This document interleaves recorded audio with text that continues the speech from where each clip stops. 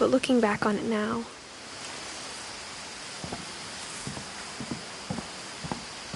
if she told me there was going to be so much climbing, I never would have come when I was 22 weeks pregnant.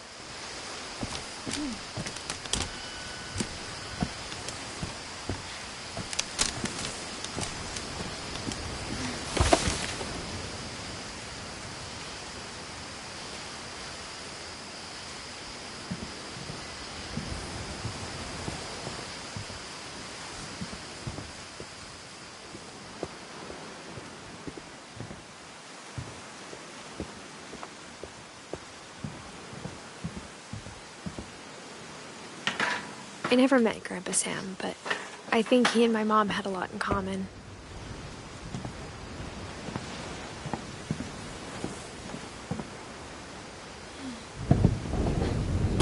They were both pretty intense.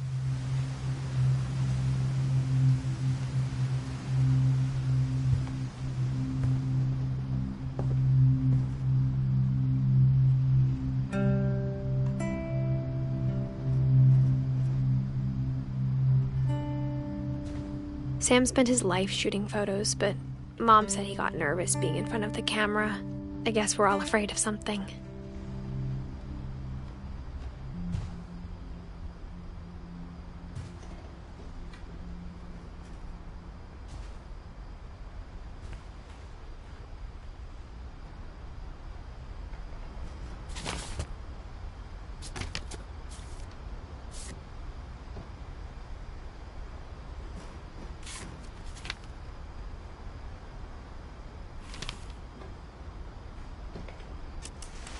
Dawn, I promise, you'll never forget this weekend. Yes, sir. These memories are gonna last a lifetime. Hmm? Perfect. Am I gonna have to shoot anything? It's gonna rain the whole weekend, isn't it? I will never forget this weekend, Dad. That's this. Okay, got it. I'm gonna take some pictures, okay? Just be careful. That camera's older than you are.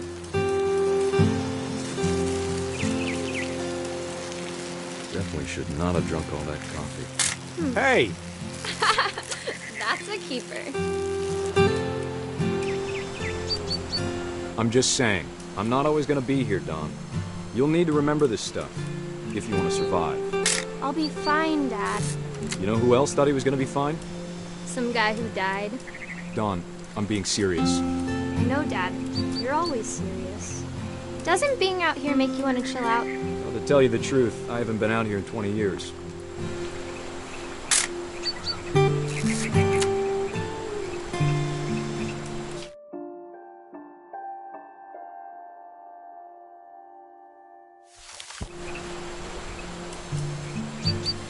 Last time I was with my brother Calvin.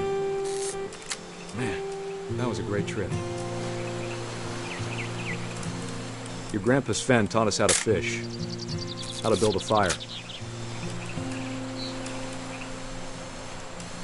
We found an old logging trail. There were deer everywhere. I bet if I could remember where that trail was, we'd spot a buck for you in no time. Dad! Good eyes, Dawn.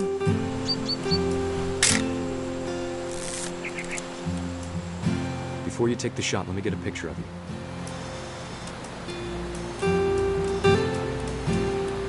Dad, I... Just breathe. Let me get behind you.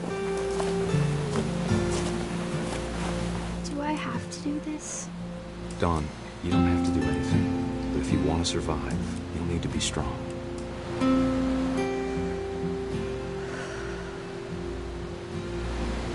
Now keep yourself squared up, elbows down, like we practiced. Whenever you're ready.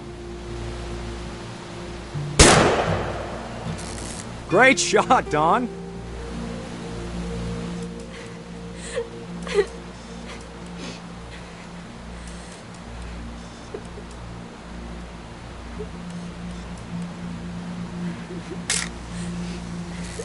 I'm proud of you, Dawn. Always remember that, okay?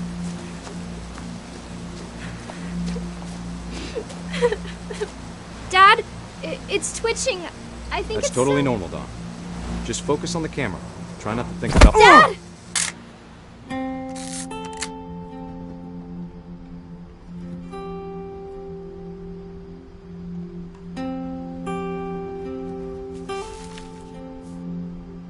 Of all these stories, that's the one I wish most that my mom had told me.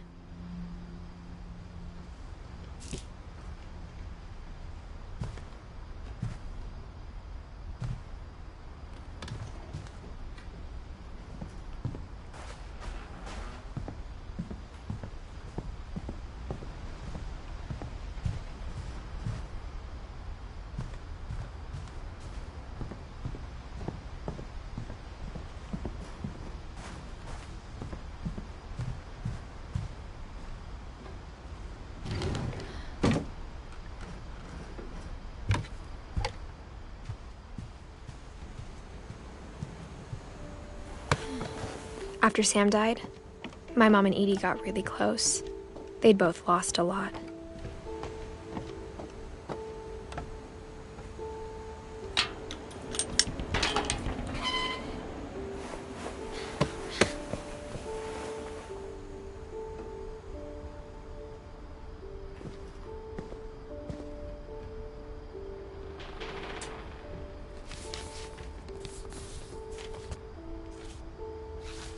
Dear Kay, do you remember the way Gregory used to laugh when he thought he was alone?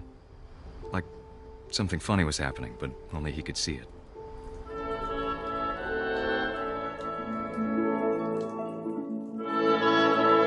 I think he saw things the rest of us don't.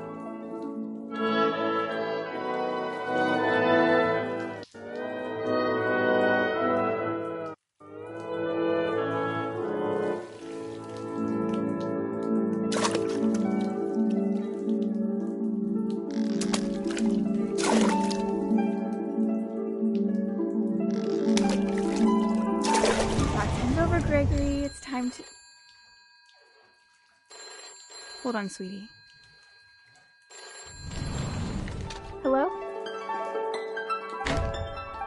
Sam, I told you I don't want to talk right now. I wonder what he saw.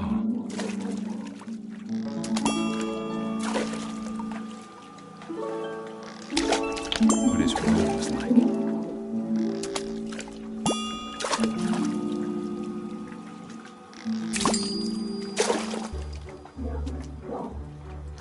He reminded me so much of Calvin. Lost in his imagination.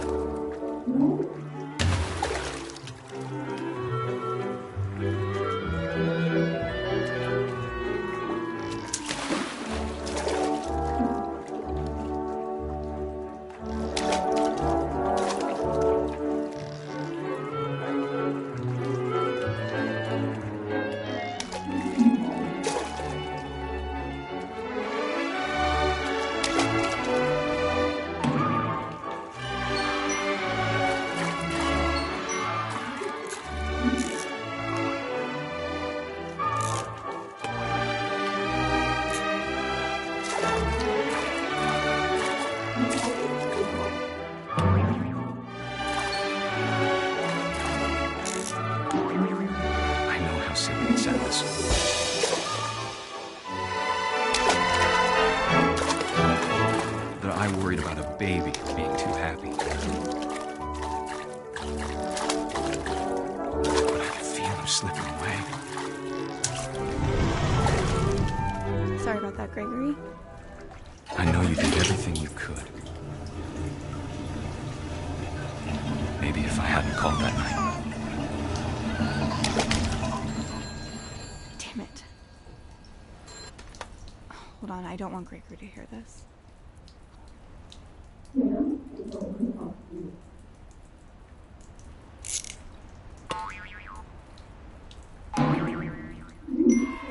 wish he could have told us about the world he saw.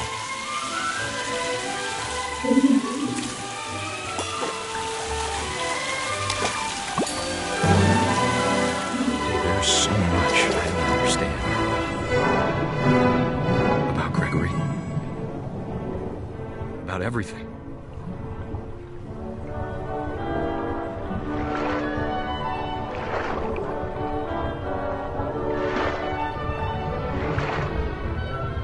But I know what happened wasn't your fault.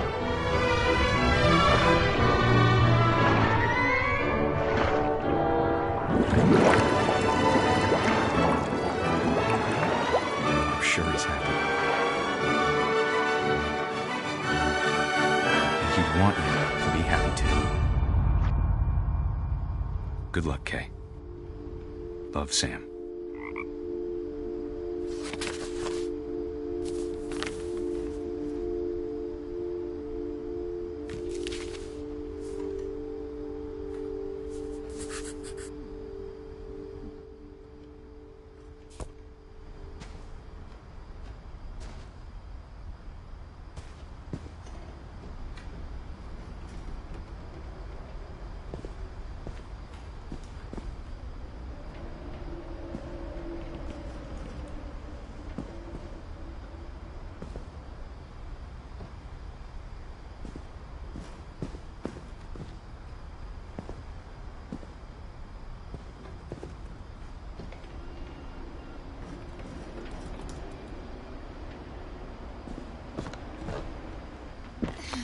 My mom moved up to the loft after her brothers died.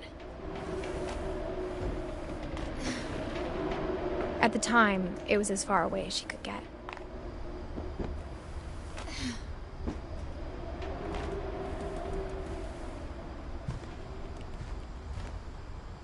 I can't imagine what it was like for her to lose 2 sons after she'd already lost 2 brothers. She spent a summer building houses in Calcutta, where she met my dad, Sanjay.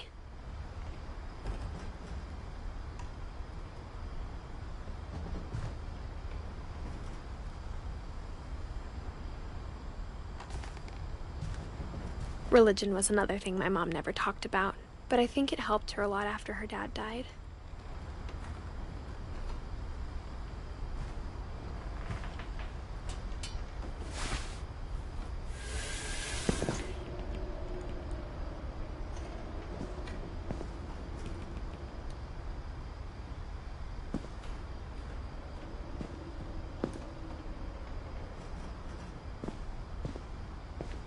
I can't imagine my mom ever writing poetry, and yet...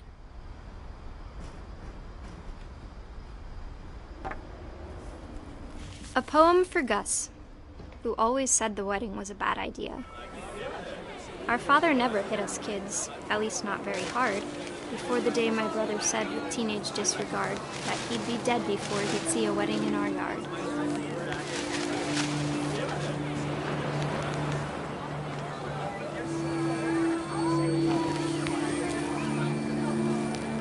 My father made him come, of course, but Gus stood far apart, just flew his kite and bottled up the storm inside his heart.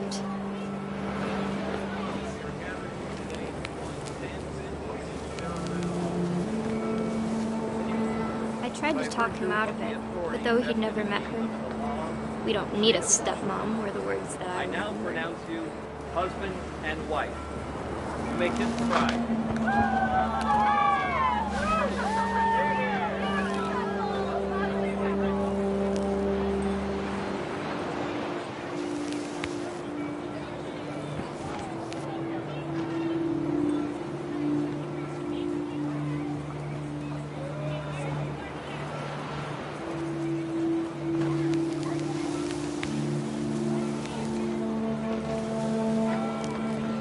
When the time for photos came, Dad ordered him to come here. But Gus declined, and as a sign held up his middle finger.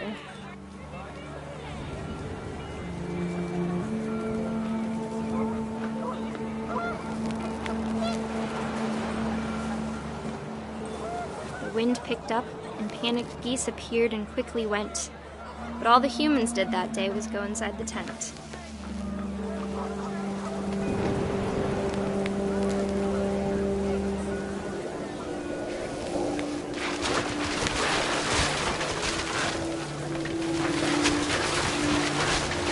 Rain came down in buckets then, but no one seemed afraid that nature might destroy the tent our dad had crudely made.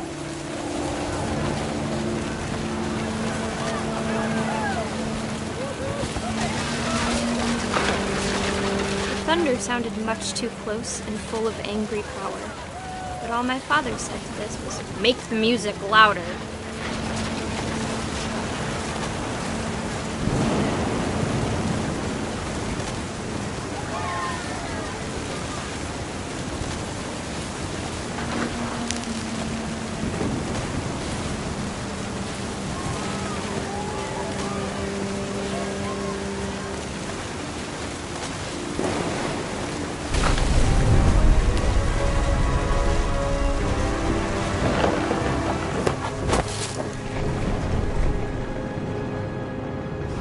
I wish that I could truly say I thought about you on that day.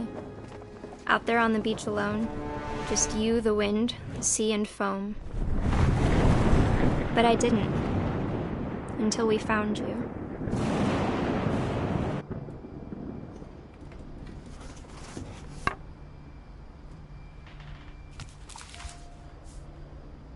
She never talked about him, but Mom told me once if I was a boy, they were going to name me Gus.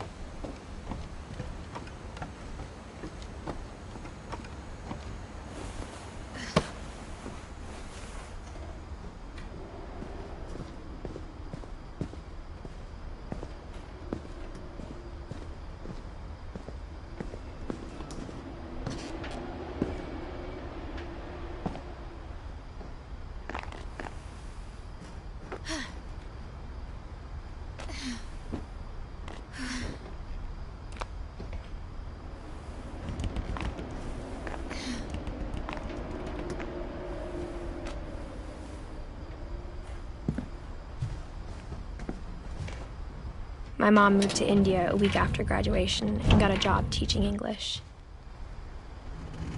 Louis was born a year later.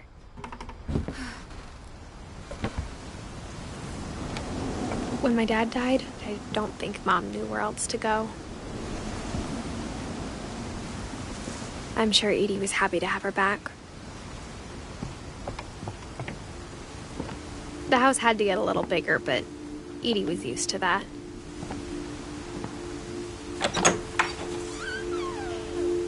And for a while, things were good. Almost normal. But it didn't last. The beginning of the end was Milton's 10th birthday, when Edie gave him a castle.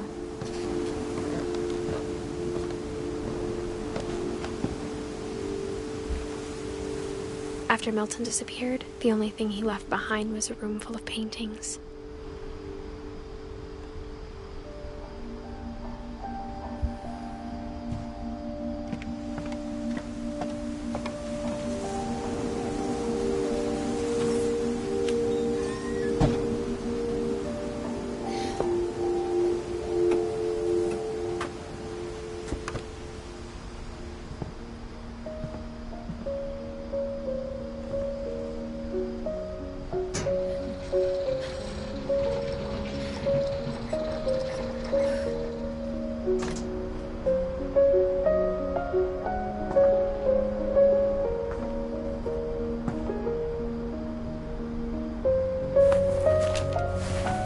Milton Finch in The Magic Paintbrush.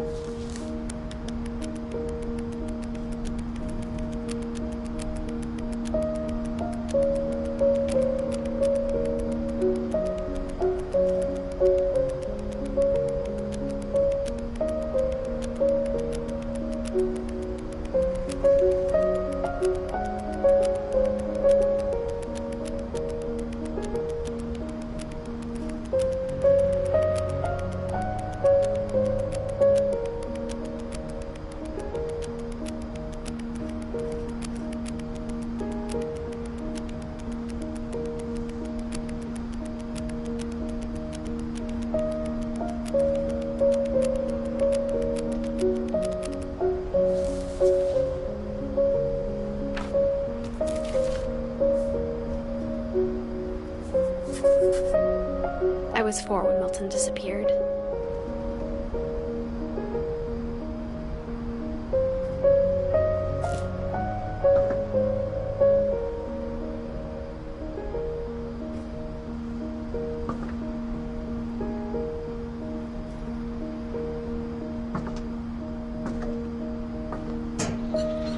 Mom spent months searching for my brother. Then she sealed the doors.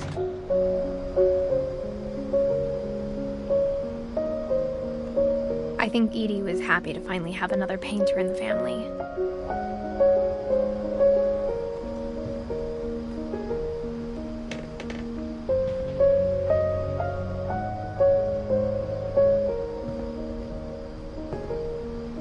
Whatever Milton had found in the house, Mom didn't want it getting out.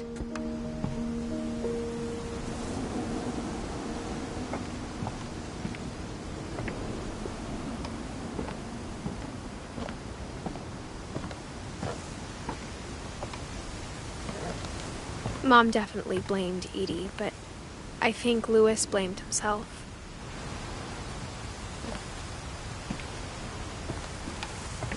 After he graduated, he just spent more and more time in his room, until Mom got him a job at the cannery.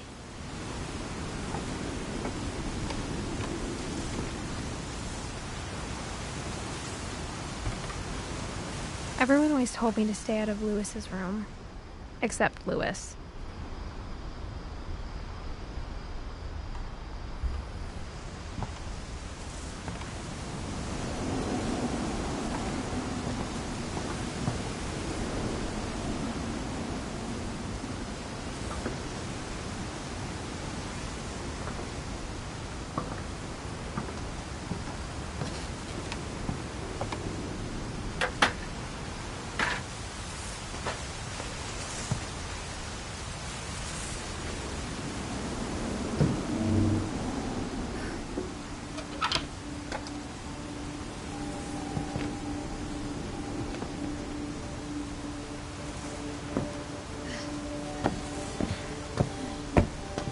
Louis's room smelled very, very familiar. That part of him lived on.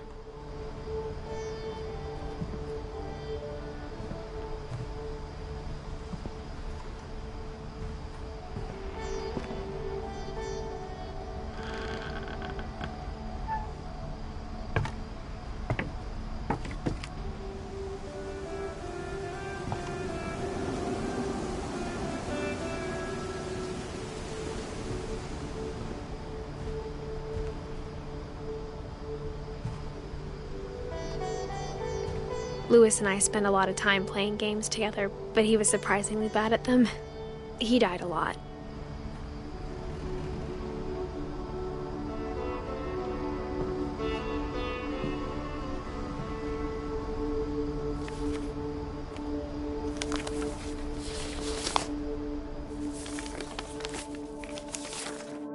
Dear Mrs. Finch, as Louis's psychiatrist, I can understand your desire for an explanation.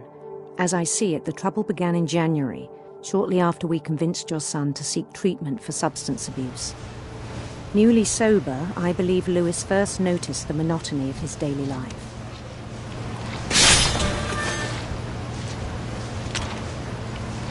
He kept working at the cannery, but he withdrew part of himself. In our sessions, I saw the same behavior. His mind began to wander. I asked him to describe it. He said he started small, imagining a labyrinth. He'd feel his way about. Then something moved. Bats and toads.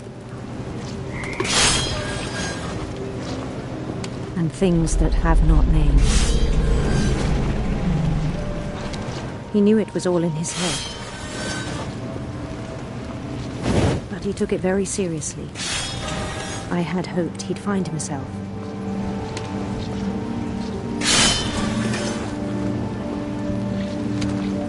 But he found something more. I worried about him then. daydreaming at the cannery. I spoke with his boss, but he said Lewis had become a model employee. Methodical, tireless, focused. Like a whole new Lewis. So I let him go on.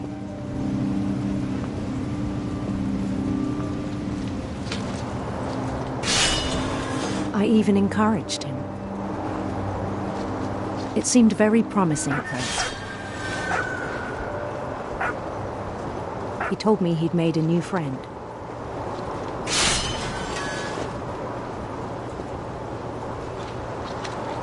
On the edge of a city he named Lewis Topia. He built the city up slowly, brick by brick. Then he made musicians.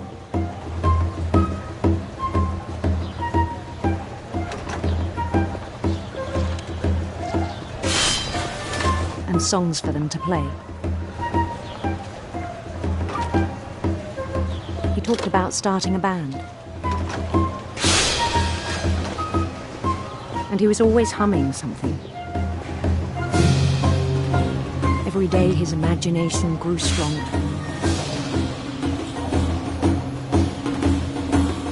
He no longer spoke at the cannery. But his chopping was as reliable as ever. Then one day it struck him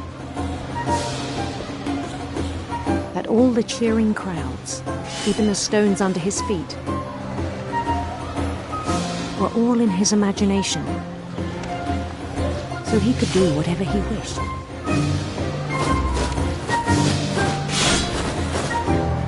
He held an election for mayor,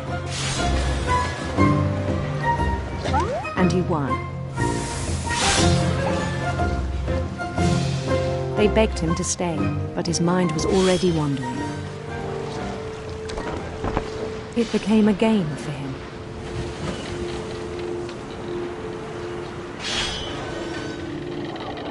He'd conquer a city, then immediately push on.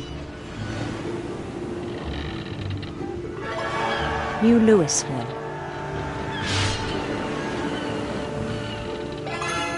St. Louis. He started drifting away from our reality.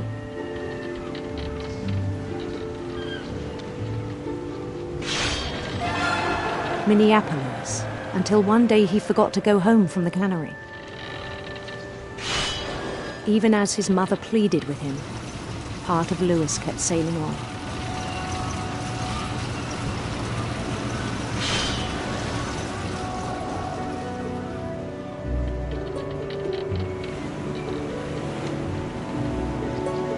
In Lewisburg, he heard rumors of a handsome queen.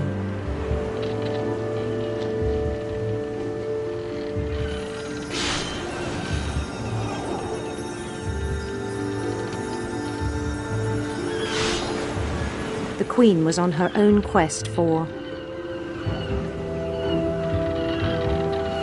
radiant rainbows.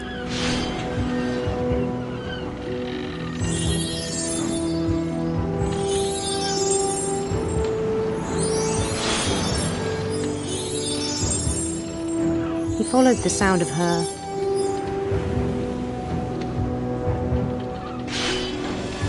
electric sitar.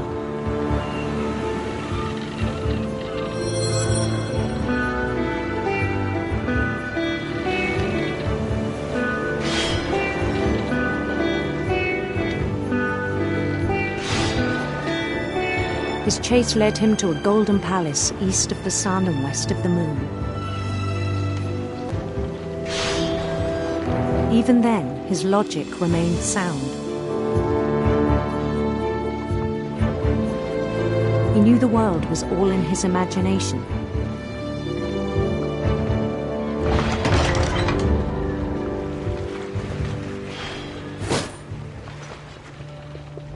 But he was so proud of having created it. In his own eyes, he'd become something greater than a king.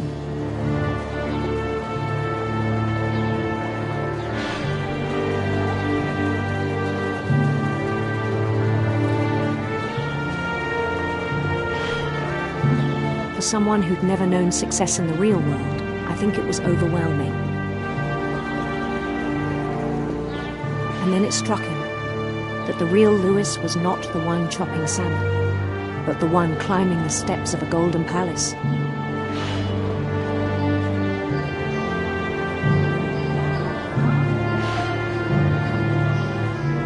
My imagination is as real as my body, he told me. It was hard to argue with him.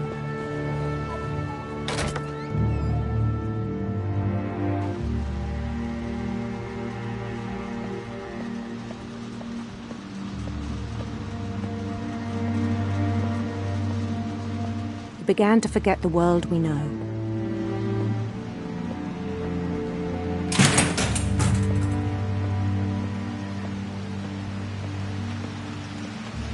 I think it pained him to remember Lewis, the cannery worker.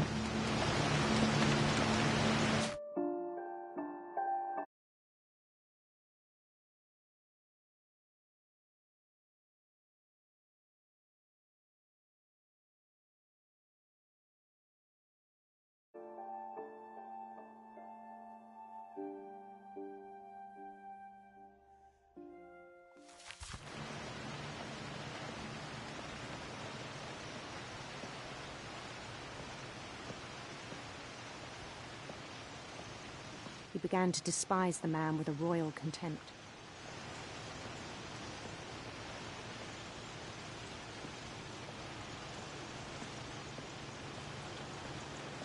I still thought I could save him.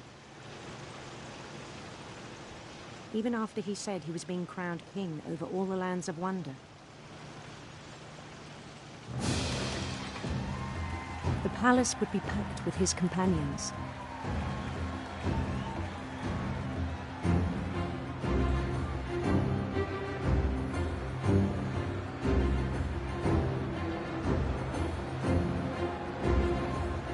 Including the wise Calico who'd insisted on inviting me.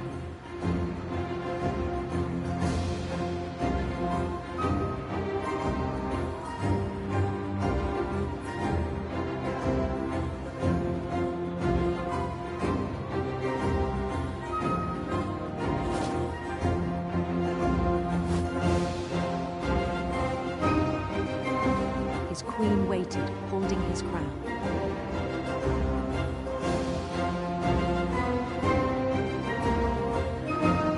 There was only one thing left to do.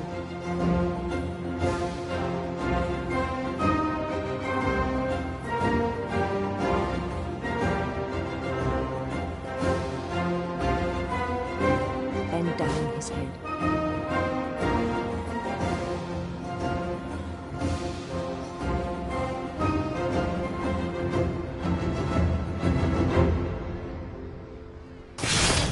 And the rest I think you know.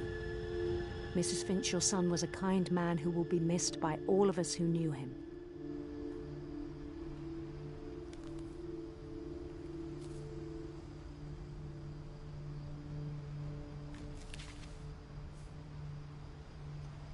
My brother was really cool. I wish you could have met him.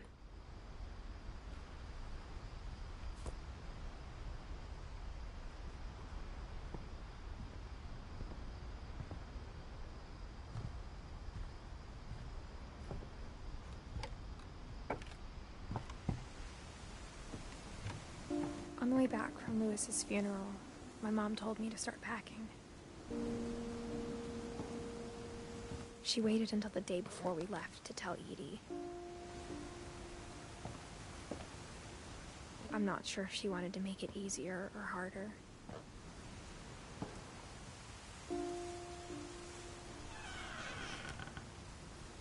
I wish we'd stayed.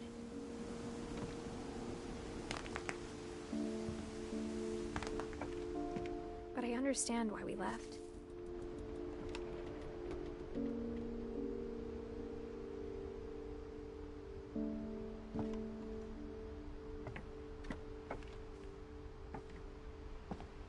My mom ended up leaving everything behind.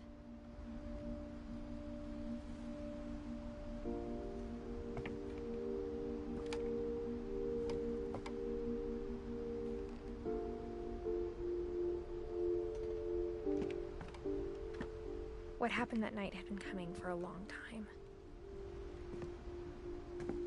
Maybe it should have come sooner.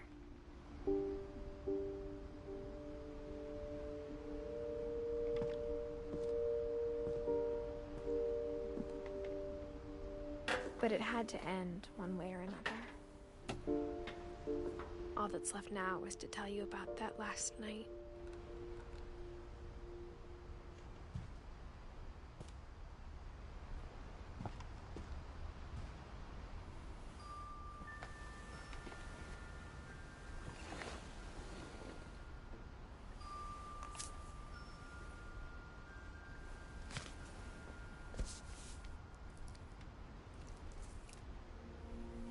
That whole last day, Edie just watched us pack and didn't say a word.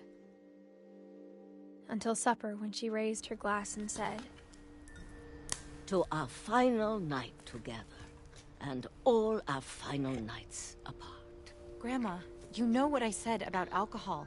Some of your medications are very Edith, specific. I left a present for you in the hallway. Why don't you go open it? The grown-ups have to argue now. I'm sorry, you're right.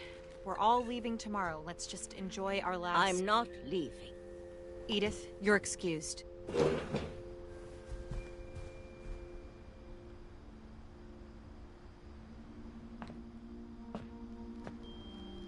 the power had been shut off that morning, but Edie always had plenty of candles. When my mom sealed the library, I don't think she knew about the other entrance. Or that Edie had a key to it.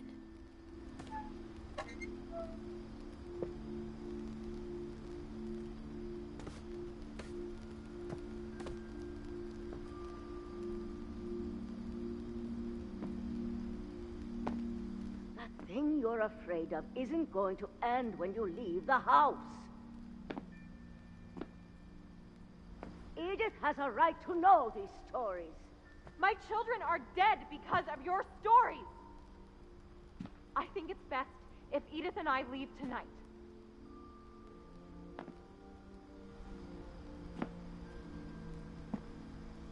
We'll have the nursing home send a van for you in the morning, okay?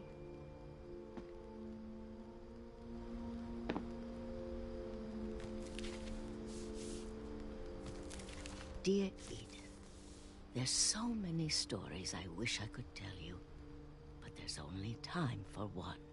This is about what happened on the night you were born. That night, the tide went way, way out. It was the first and last time I ever saw the old house aground. There'd been an earthquake out in the middle of the ocean. They called it the lowest tide in 1,000 years. God, it smelled awful. You know, I've seen that house every day of my life.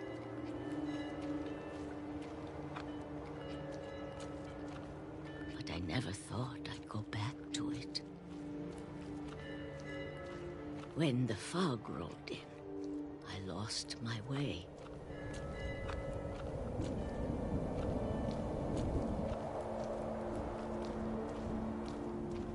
I got turned around.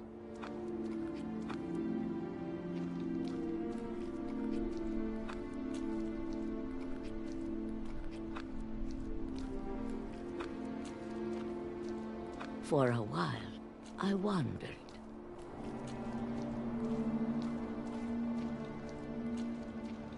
I started seeing things.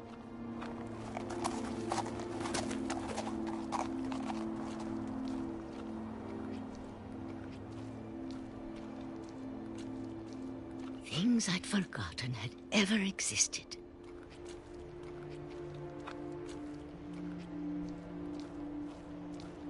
But when I saw them, they felt like old friends. That night, a lot of things came back to me.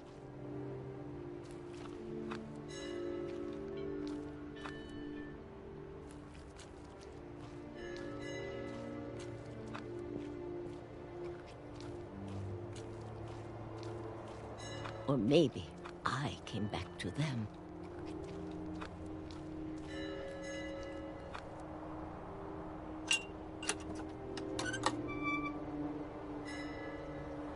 Things I can't explain, but that I need you to try and... Edith, what are you doing in here? It's mine. Edith! Mom, you're gonna rip it! Let go! I kicked and screamed, but Mom dragged me to the car.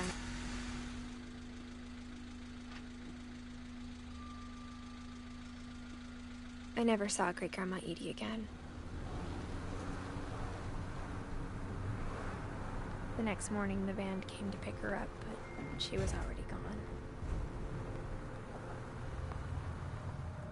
After that, we moved around a lot.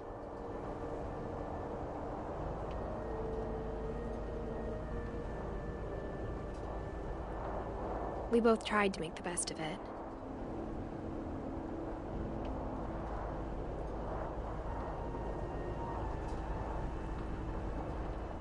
A few years went by.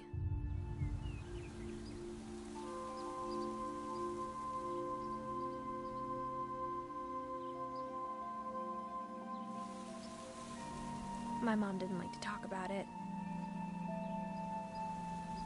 but she started getting sick a lot. The rest happened pretty quickly.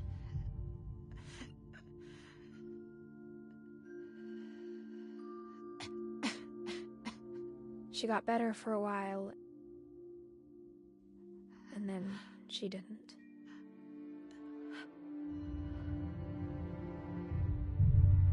And then I was alone. The last Finch left alive.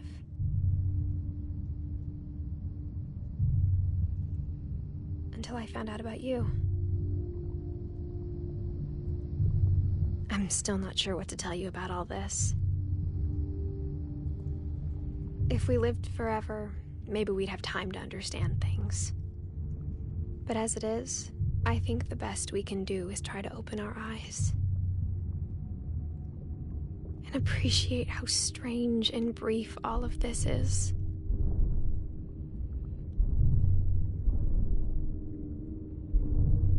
This journal was supposed to be for you.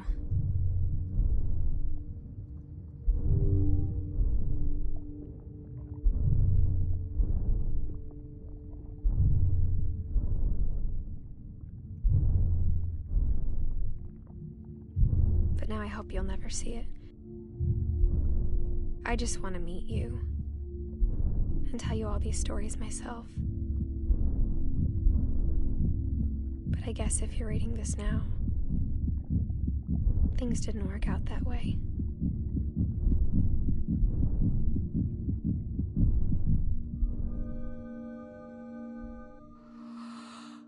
This is where your story begins. I'm sorry I won't be there to see it. It's a lot to ask, but I don't want you to be sad that I'm gone.